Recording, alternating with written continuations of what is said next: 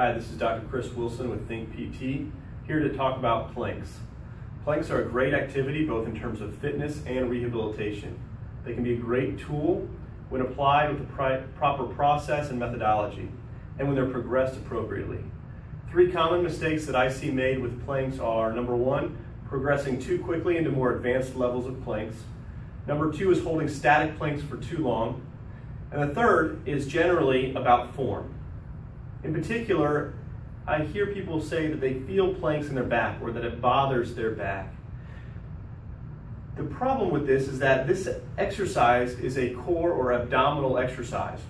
So you should feel it in your abdominals, in your front abdominals, your front core. If you're not feeling it there, then of course fundamentally you're doing something wrong. So what I'd like to do is talk about a basic plank, a modified plank. That's the entry point to doing more aggressive planks. You should be able to do this 10 times for 10 seconds while breathing normally before you progress to other kinds of things. Some people will be able to do this right away, no problems. Other ones, this will be a struggle to get to initially. But let's take a look at what that form actually looks like. So if we get down onto our forearms and our knees, this is where I like to start with this activity, right?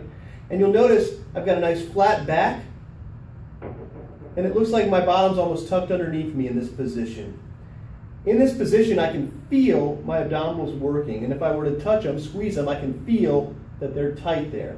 The longer that I'm here, the more I'll feel it, of course. But for those that feel it in their back, they think they have a flat back, but this is what they look like. And hopefully you notice that subtle shift, or not so subtle shift in my low back, and how there's an increase in that curvature there. This is also the way a lot of people stand in their standing posture, just sagging on their hips. And of course this does put pressure on the spine, on the low back. So again, if you find yourself feeling it in your back, you just need to regroup. Either actively squeeze your abs, which is going to flatten that back out a little bit, tuck your bottom a little bit, again to take pressure off that back, and then you'll really feel an abdominal engagement. And now you know you're working.